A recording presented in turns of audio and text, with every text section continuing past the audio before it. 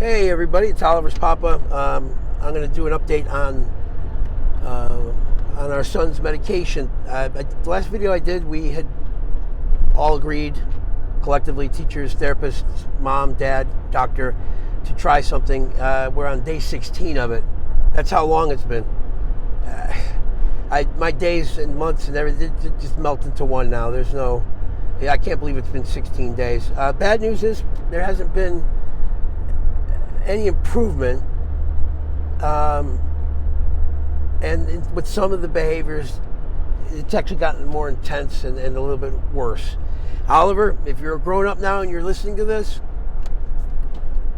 we don't hold grudges. Daddy's not mad at you. Mommy's not mad at you. Everybody loves you. So keep that in mind. But the behaviors have intensified. And Friday we have another meeting, and what we'll do is we'll see, do we adjust the medication that he's on, or do we look for another resource? I will say this, that waiting 3 months for a proper sleep test, that's unacceptable. We've been very lucky where we haven't had to wait a lot, and where my being assertive, in a gentle way, has actually paid off. But in this area, no, there's so many people waiting for these sleep studies that to get one like now is just not going to happen. I mean, a month I could deal with. It will have been 3 months by the time he goes. When I'm getting 2 or 3 hours of sleep sometimes, if you start racking those days up, I'm not a young man anymore. And last time I was doing those kind of hours, I was bartending till 4 a.m, watching the sun come up, going to sleep for a little while, and getting back up and doing it again. I was in my 20s. Oliver's Papa is not in his 20s anymore. He needs sleep. But so anyway, that's the deal with the medication. Are we happy about any of this? Of course not. I'm probably the one that's least happy because I'm the one that's with him all the time. And the point of the video, aside from the medication, is that some of the behaviors have become so intense. And I'm talking about banging on doors, throwing himself on the floor, screaming. We are in an apartment, and that brings anxiety about.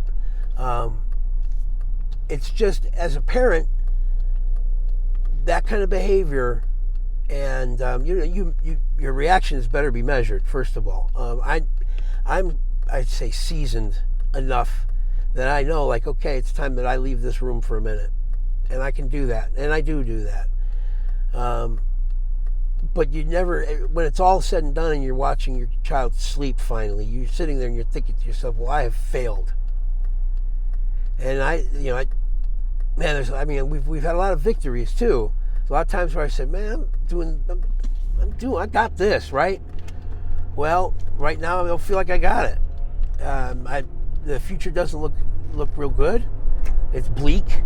I'm in one of those spaces, and I went to one of the dad groups, and I'm reading about this gentleman who, him and his wife have been sleeping in separate beds for 10 years. They don't communicate anymore. The whole house is depressed. The child is now a preteen, and he is running that household in ways that are heartbreaking. It's not the child's fault, but the child is the child's autism is the cause of what's happening there. I didn't go into asking this gentleman questions like what therapies, I'm guessing that these people have tried everything, and maybe, I don't know. There's so many of these stories, and I'm thinking to myself, is this my future? Where everything has to be covered in plexiglass, where things have to be bolted down, where you can't have nice furniture in his room. I don't give a shit about my furniture. I give a shit that I've had to move stuff out of Oliver's room so he doesn't hurt himself. Of course, that's the most important thing, but what about enjoying your things? Like, autism steals everything from you. I mean, the only thing I can think of that steals more would be an addiction. Because slowly things have to be taken away or fall away, or you lose them. Autism can do that. And more parents should probably be able to have this discussion. There's no shame in my game. I know what I do. I know what I do for my son. I know that he comes first. I know where lines are drawn, boundaries. I have an idea, So I'm not ashamed to say there are times when I will look at him and I'll be like, I love you more than anything in this world. I don't say this, but I have said it once probably. I tell him I love him more than anything in the world a lot. What I don't tell him is that, like, hey, at the moment right now, I don't really like you. A lot of parents can't admit that feeling because they feel like they'll be judged. They feel as though, society will look at them differently. Somebody might call somebody or this and that. And to that I say, that's bullshit. Sorry for the language. Don't do that. Don't do that, because to me, a parent that can't admit that their child can step that line, overstep that line. I'm talking about neurotypical children. When a parent can't admit that makes me sus. That makes me say, oh, so they either have the perfect child or they're not being honest with me. If you're going to have these discussions, and you have to be able to say, listen, I resent my child right now. I resent the behaviors, the way it's impacting our lives, our schedule. If you can't admit that and it's happening, get to a place where you can. If you don't have friends that you can talk to about it, reach out. There is somebody that will talk to you.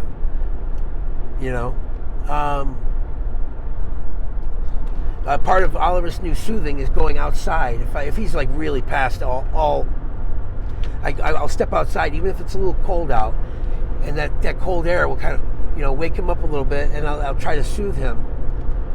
And I talk to him outside just as I do as inside. I'll say, listen, you can't do this, man. We have got to work together. This isn't, I don't pussyfoot around my son. If he, he gets a lot more loving than he does anything else, but when it's time to speak plainly with him, then I do that. The jury will be out for a while to see whether that was a good thing or not. One thing I never do is say, look what you've done. This is your fault. You're this, you're that. I directly address your behavior is. I use plain language. People say, well, he's a nonverbal 3.5-year-old. He's a nonverbal, intelligent 3.5-year-old that knows a lot more than we think. And one of the behavioralists, she called that to our attention a few months ago. We're sitting in the room, we're talking, and she goes like this. She taps my knee.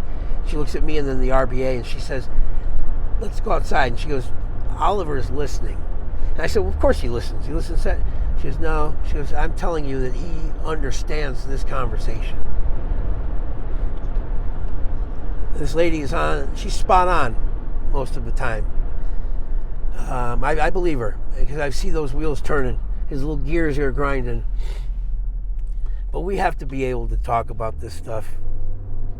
And then that goes back to the idea that you do not let your children do things that you will resent them for. Now, when you're dealing with neurodiverse children, obviously that shifts around a lot. I don't regret or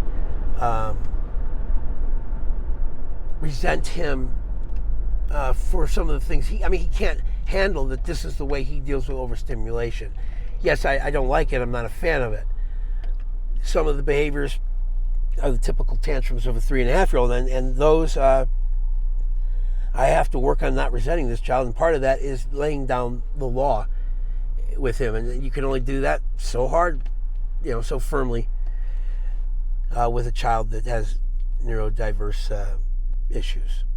So you're kind of like in a constant emotional tug of war. You're constantly putting fires out, constantly re-examining what you've done. And then sometimes I'm just like, you know what, this isn't going to happen. Imagine, and my justification is, I love this child more than anything. If I were given, if somebody said, listen, you walk up the gallows, you drop through that hatch, and this child, he goes right back to reset. He gets a fair shake and a fair shot. I would say, let's get this shit on, man. Let's fucking do this. Excuse my language. But I mean that. I would give my life to know that his would be less challenging. He's not going to, and I'm talking about the neurodiversity, the autism is where I'm going with this. But I feel that strongly about it. If there was a way to fix it, I would, and that was the way, then I would be like, well, let's do this. I mean that. But I also understand and fear if I don't do something and put my foot down and stand firm, then some $15 an hour state worker at some point might be in charge of my son's well-being. How do you think he's going to handle that? The eye gouge, the sucker punch, the kicking, the screaming. Young person working in the field has a bad day, comes in, my son's doing that. Think about it. You don't have to think too hard to think of every terrible scenario that can come from that. I have to prepare him for the world. And it's hard to do when you don't know, just one of these dark times is, I guess, what I'm trying to convey. And we keep trying. And it's exhausting. It's exhausting. And if you are in a similar place or in an even darker place, excuse me, you've got to get help. You've got to talk to somebody. There's crisis lines. Reach out to a trusted friend. If there's somebody that knows what you're going through, they see it, and they're close to you, sit down with them and talk to them. Cry with them. Do whatever you got to do to vent, to expel that, so that you can start over the next day. It's been days since I've been able to talk about this. I've been redirecting any of my energy into my other videos and my shenanigans, because it's like, I got 5 minutes where I'm not thinking about autism. Well, let's do a profanity-laced video and see if we can't let some of that energy out. But you're not alone. You're not alone, and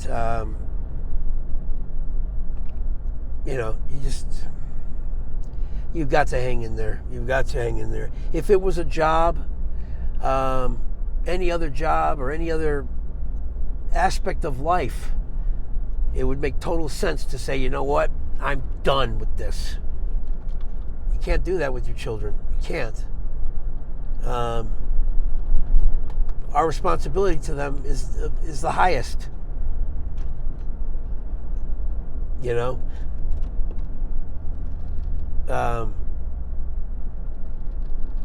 It's just we have to do right and by these children and fight for them and fight with them. Fight against them. It all happens. The whole thing happens. And that's just the way it is. Anyway, medication update. No change. Further discussion to see if we can try something else or up dosage, that kind of thing. Oliver's off at school, hopefully having a beautiful day. I'm going in to go to work. I usually end my videos with saying something about that, but I'm not going to do that today. Anyway, believe this used to be a money-making face. Now it belongs on an iodine bottle. Oliver's Papa. God bless. Have a great day.